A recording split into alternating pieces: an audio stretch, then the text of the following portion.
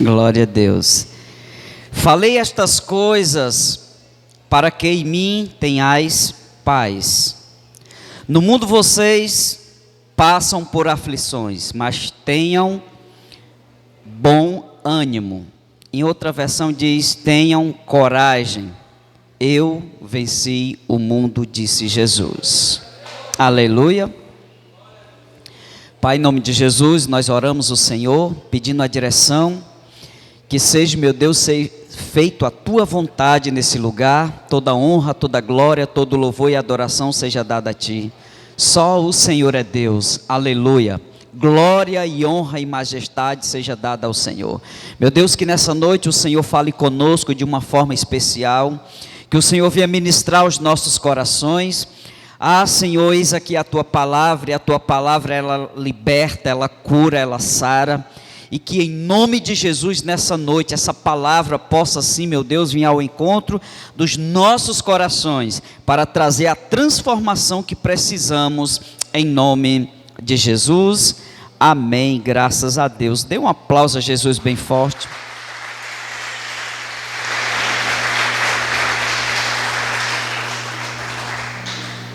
Glória a Deus. Hoje nós queremos falar sobre como crescer em meio a dificuldades. Como que a igreja cresce? Como que o povo de Deus cresce em meio às dificuldades? A bem da verdade é que nós, nos momentos em que mais nós amadurecemos e crescemos em todos os sentidos, é na hora das dificuldades. As dificuldades, elas nos forçam a buscar saídas, soluções, é ou não é? Quem não viveu essa experiência na pandemia, né? Onde a grande maioria das pessoas tiveram que se reinventar, elas tiveram que buscar uma saída, né? Porque de repente o jeito natural, normal de trabalhar, de ganhar dinheiro, de prosperar, de crescer na vida, de repente tudo ficou travado.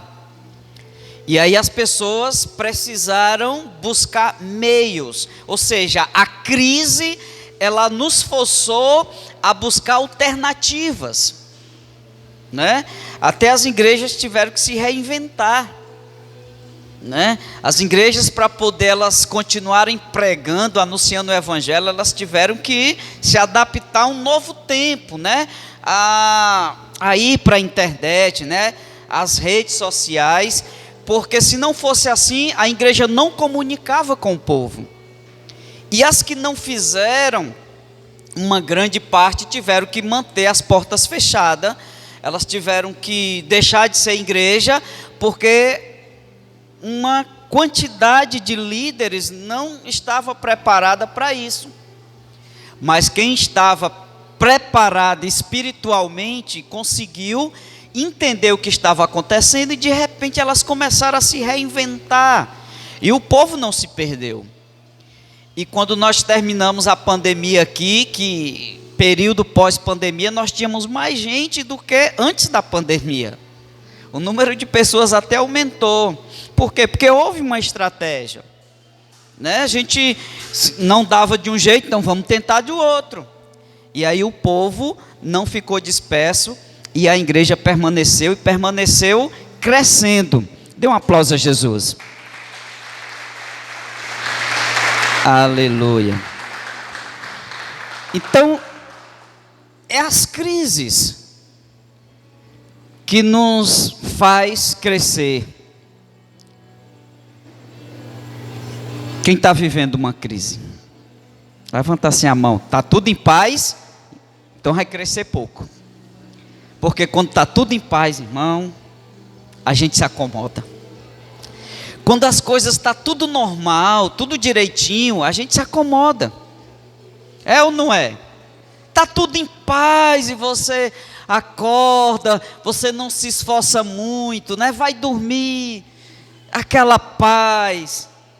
Eu acho que Deus, Ele tem muito disso. Quando as coisas estão muito em paz, que a gente está muito quieto, a gente evolui pouco, porque a gente não é forçado a crescer. A gente vai se acomodando aos poucos. E de repente o tempo passa e a gente não saiu daquele lugar. E a gente nem percebeu que o tempo passou. Passou 1 ano, passou 2 anos. E nós ali, estacionado. Mas, quando Deus começa a sacudir a gente. Quando Deus começa a mexer, né? Quando Deus começa a permitir que as coisas venham a acontecer. Então a gente se agita. E aí a gente começa a buscar soluções, saídas, porque a gente não quer diminuir, a gente quer sempre crescer. É da nossa natureza, é da natureza do homem, do ser humano, a gente querer sempre um pouco mais. Mas esse pouco mais só vem quando a gente é forçado a buscar. Isso na grande maioria, né? E domingo passado a gente estava falando sobre o cativeiro de Israel. O cativeiro que durou 70 anos. Que foi um cativeiro provocado por Deus. Onde nós falamos aqui que a partir de Jeremias 29, a partir do versos 11, a gente começa a ver claramente Deus dizendo: foi eu que levei vocês para lá. Né? Por que Deus levou? Porque o povo estava tão acomodado, mas tão acomodado que pararam até de adorar a Deus. E aí começaram a inventar outras coisas e Deus disse: não, espera aí. E Deus disse que aquele cativeiro não era uma destruição sobre o povo de Israel, mas Deus estava permitindo aquilo ali para despertar dentro do povo o que eles tinham perdido. Despertar dentro deles o temor, né, de adorar, de respeitar Deus, de caminhar no caminho de Deus, de não adorar outros deuses, a não ser ao Deus de Israel. Mas o povo estava literalmente desviado. E aí Deus permitiu o cativeiro, né? E aí esse cativeiro durou 70 anos. E nós estávamos falando que a duração desse cativeiro trouxe tristeza para o povo. O povo estava triste.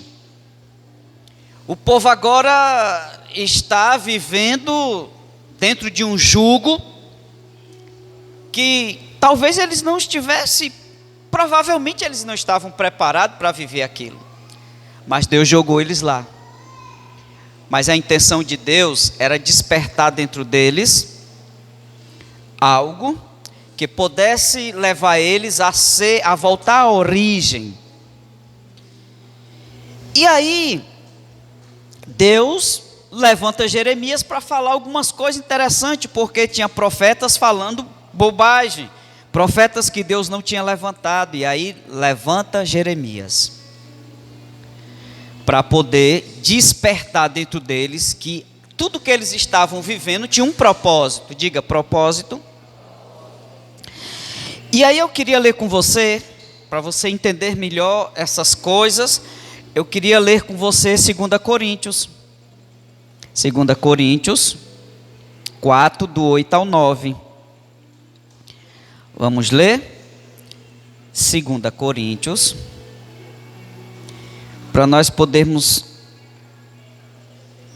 2 Coríntios 4, 8 e 9. Vamos lá? Diz assim: de todos os lados somos pressionados, mas não desanimados. Ficamos perplexos, mas não desamparados. Somos perseguidos, mas não abatidos. Abatidos, mas não destruídos. Olha o que nos está dizendo a palavra. Primeiro, a gente tem Jesus nos conscientizando de que aflições, dificuldades, nós não estamos isentos delas. E ele diz que ele foi o primeiro a sofrer com isso. Mas ele diz: eu venci. Jesus está querendo dizer: olha, tudo que vocês vão passar, não se preocupe não, porque eu já resolvi essa parada, mas vocês vão passar, porque eu passei. Então a aflição faz parte do nosso contexto.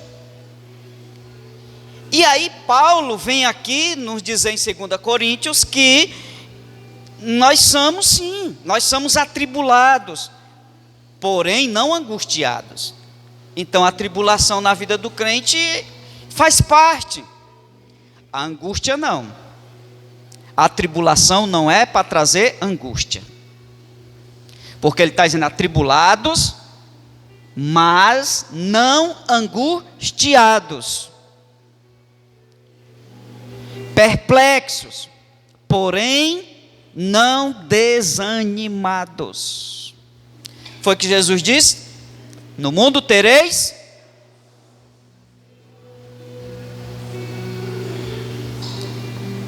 Nós não podemos fugir disso. Mas Paulo nos dá uma receita. Jesus está dizendo que ele já venceu, por mim e por você, ok? E Paulo está ensinando o povo de Coríntios como eles devem se comportar mediante tudo isso. Paulo está dizendo que pode ser perseguido? Pode. Pode ser atribulado? Pode. Pode ficar perplexo? Pode. Só não pode ficar desanimado. E nem vai ficar desamparado. E nunca será destruído. Então a gente percebe que as coisas que nós enfrentamos no nosso cotidiano, elas não são para destruição. A gente lembra muito quando Jesus foi ressuscitar Lázaro e quando conversou com as duas irmãs de Lázaro, Marta e Maria, e que Jesus traz essa explicação e diz: olha, a morte, a doença dele não é para a morte, mas é para a glória de Deus. Nos dando o entendimento de que todas as coisas que acontecem conosco, elas contribuem para o nosso crescimento e elas contribuem para que o nome de Deus seja glorificado. Então, eu posso até ficar perplexo, porém não desanimado. Eu posso ser perseguido, mas Jesus não vai me desamparar. Está pegando aí? Glória a Deus. Então esse é o contexto da igreja. Deus vai sempre levantar alguma coisa para a igreja não ficar acomodada. Às vezes a gente quer muito paz, né? Às vezes a gente quer que as coisas estejam normal, tudo direitinho, né? Bom emprego, casa de excelência, né? A gente quer uma família perfeita, e a gente sonha com tudo isso, e de repente vem a frustração, porque o emprego não é perfeito, a família não é perfeita, a casa não é a casa dos sonhos, está sempre faltando alguma coisa, porque está sempre acontecendo algo. Porque, irmãos, como eu posso crescer no meio de uma perseguição? Como eu posso crescer no meio de uma tribulação, ou debaixo de uma tribulação? É possível nós prosperarmos dentro de um contexto que, para onde a gente olha, a gente só vê as coisas se destruindo, a gente não vê esperança. Como crescer num cenário desse?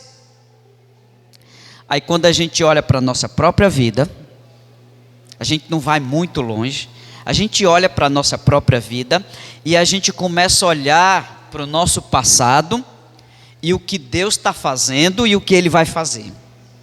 Aí você começa a entender: meu Deus, eu consegui chegar aqui mesmo debaixo de tanta luta, mesmo debaixo de tanta guerra, tanta perseguição, eu consegui chegar até aqui. Porque Deus está no controle, você não está desamparado. Você pode até ficar desanimado, perplexo. Você pode até ser perseguido, mas nunca desamparado. Deus vai estar sempre no controle, porque Deus sempre quer o melhor. Não é para destruição. Irmão, quando Deus quer destruir, ele não mede esforços. Quando Deus quer destruir, ele destrói. Agindo Deus, quem impedirá? Mas Deus vai sempre tentar arrumar a casa. Deus vai sempre criar situações para nos tirar de uma situação difícil e colocar em uma situação melhor. Porque também deserto não é para a vida toda. Deserto é uma passagem, né? E aí quando a gente vai lá para o contexto de Jeremias, a gente percebe algumas coisas interessantíssimas. Porque no meio daquele caos, ele levanta o profeta para chegar ali e dar uma ordem, um comando para o povo. Que comando foi esse? Jeremias 29, 4. Olha o que está escrito aí na sua Bíblia, Jeremias 29, 4.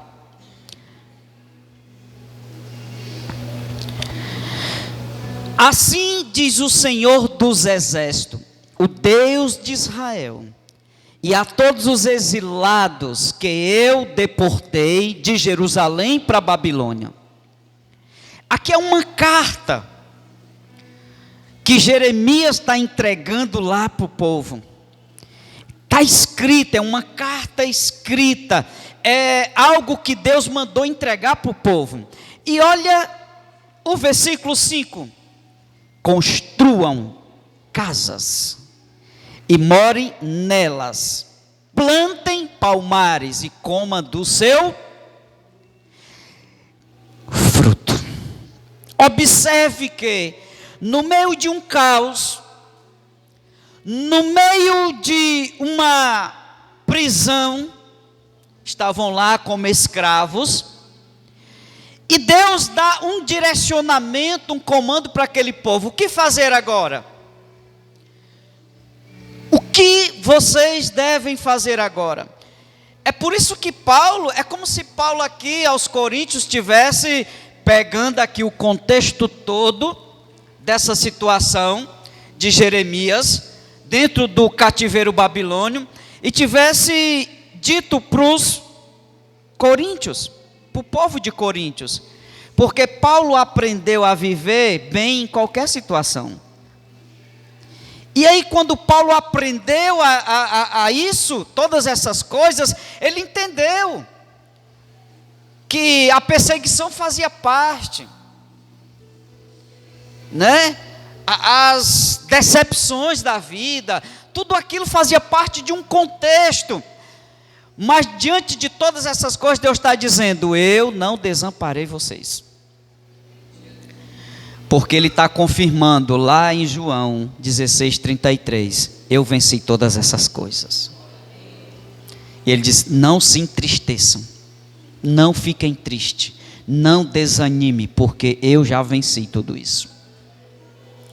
E aí a gente volta para o Velho Testamento, a gente vê esse contexto de Deus dizendo assim: olha, vocês estão prisioneiros, vocês estão aqui dentro desse território babilônico, vocês foram arrancados da terra natal de vocês, e vocês vieram para cá, mas eu tenho um comando para vocês: vocês não podem parar de crescer.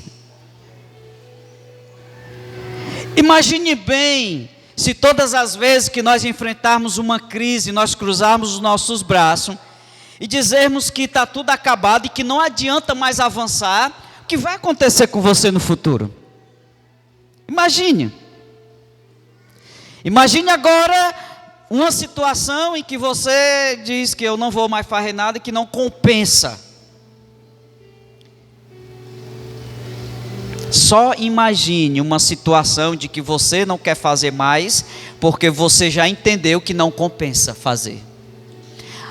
Aí Deus está dizendo para o povo dele, dizendo assim: olha, vocês estão aí, no meio dessa crise, mas a ordem que eu dou para vocês é de crescimento.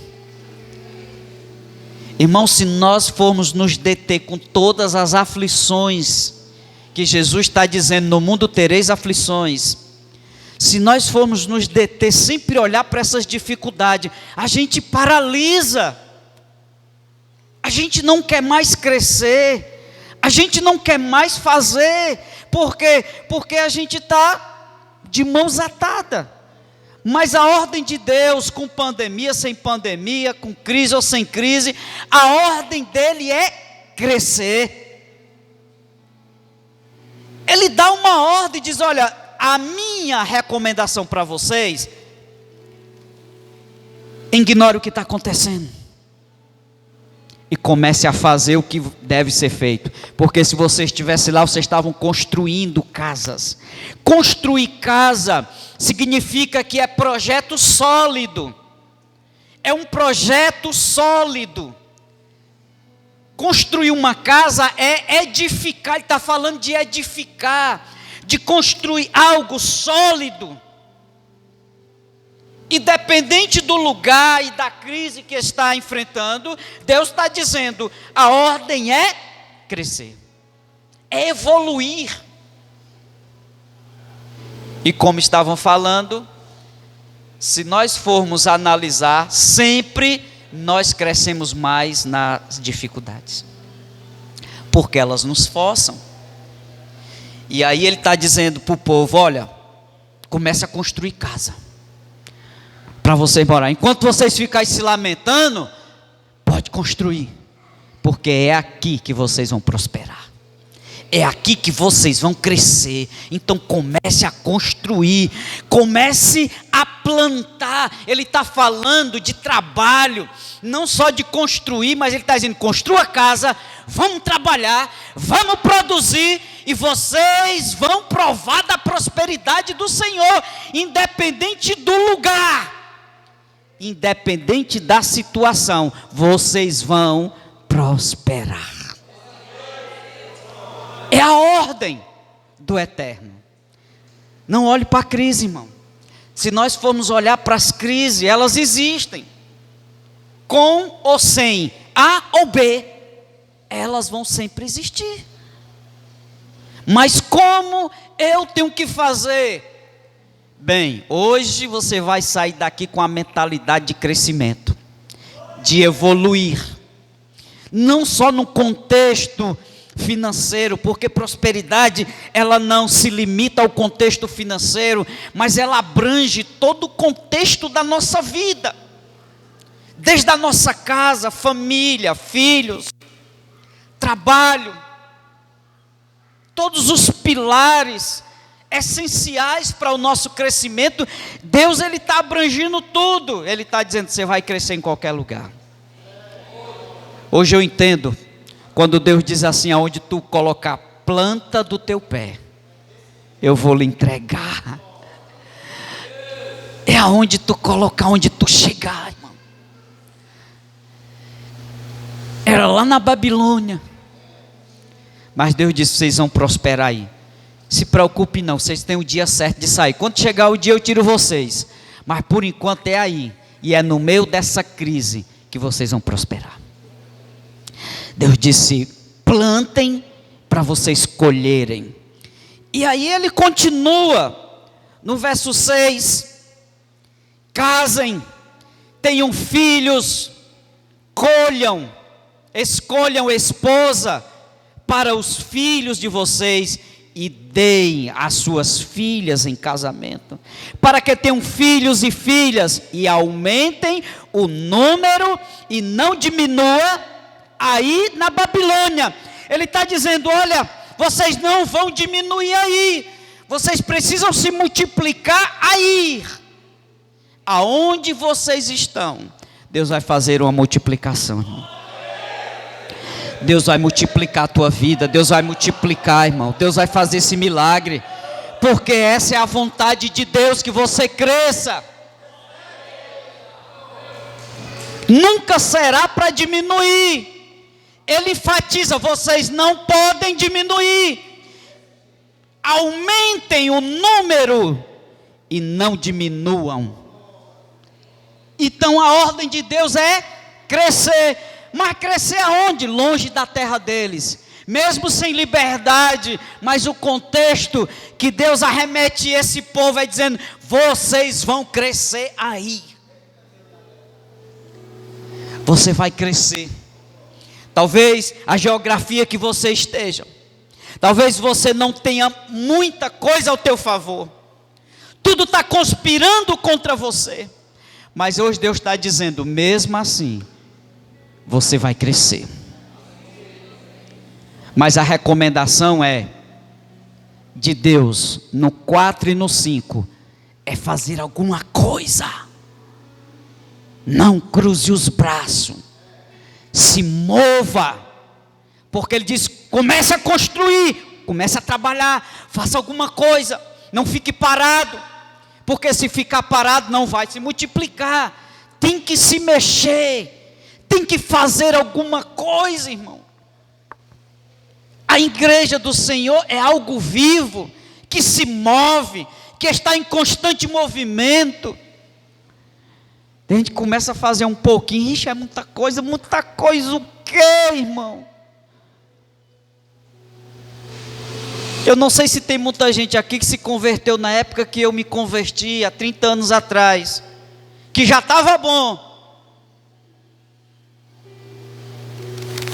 Hoje você liga para um mototáxi, o Uber. Na época não tinha, se tivesse um jumento para lhe pegar, era bênção. Uma bicicletinha Calói para você ir. Irmão, está tudo fácil. O ônibus passa na porta, desce na frente da igreja. Mas é uma dificuldade.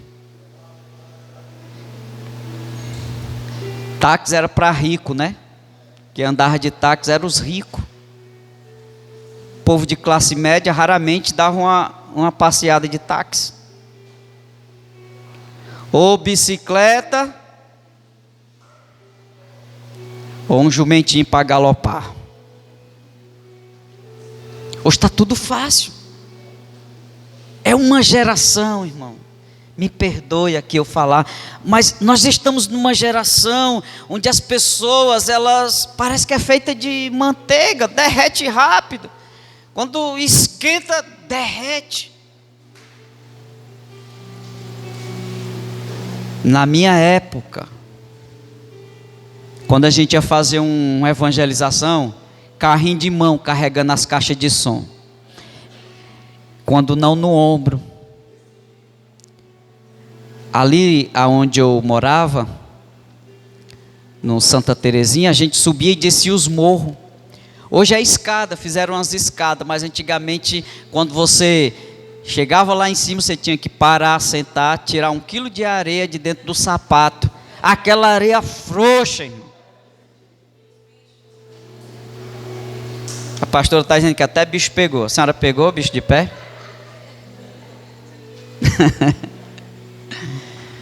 Hoje está tão fácil, irmão. Eu lembro que os músicos, eles iam daqui do Mucuripe para o Pio 12 a pé para aprender. A pé. E iam tão alegres, irmão. Lembro que uma vez eles vinham com fome, encontraram um despacho, um frango assado com farofa. Não resistiram. Consagraram e mandaram para dentro.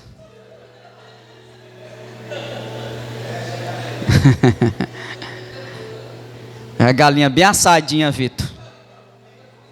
Uma panela de farofa do lado. Irmão, hoje está tudo fácil.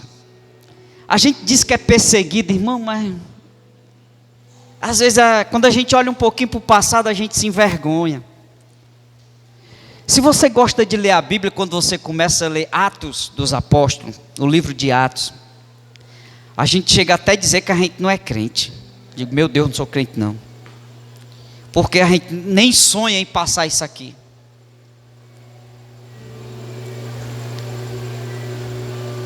O que a gente vive hoje, irmão, é muito pouco para a gente poder estar por aí de cabeça baixa dizendo que não dá, está difícil, não aguenta, é muita prova. Não, irmão. Hoje está bom demais, hoje está tudo fácil. Glória a Deus que você está vivendo isso. que de fato as coisas são fáceis. Está tão fácil de um jeito que quando você não quer vir para a igreja, você assiste o culto de casa, no sofá, televisão bem grandona, liga lá. Vê o pastor bem grandão, parece que... Né? Está muito fácil, irmão, para nós. Mas às vezes a gente acha difícil.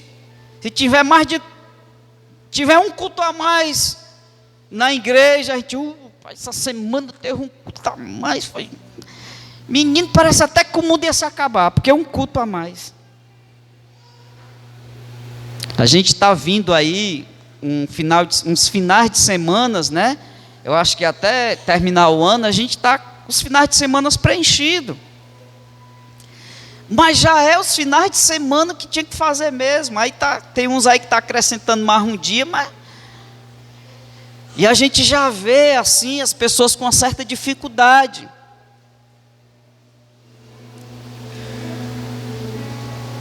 Muitos de nós não sabemos o que é realmente uma perseguição, o que é uma prova. Uma vez eu fui ver um vídeo, irmão, na África.